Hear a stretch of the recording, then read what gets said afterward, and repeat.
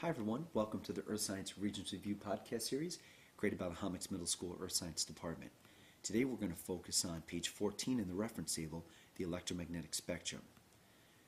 What this chart actually displays is going to be all the waves that are given off by the sun.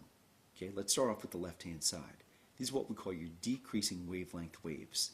What do we mean by decreasing wavelength?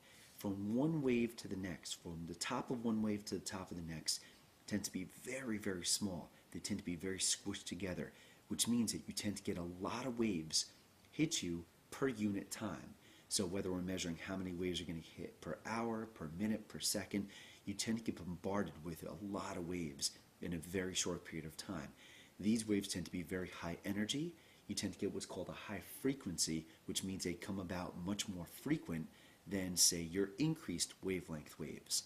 So your gamma rays, your X-rays, your ultraviolet, they're very dangerous.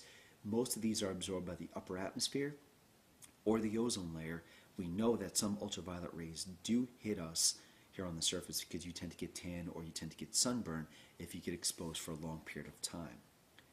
The right side of the chart is going to be your increasing wavelength.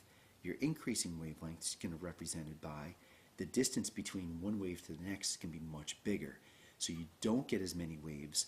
They tend to be much less frequent and not as high energy, so they're not as dangerous to you.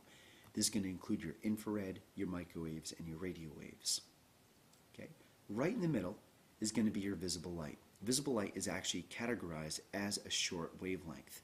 They're going to be in the decreasing wavelength. So your visible light, due to the fact that it's the only wave that we can actually detect with our eyes. How do we know? We can see colors.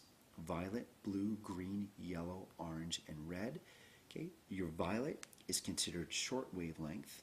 Okay, your red is categorized as an increased wavelength.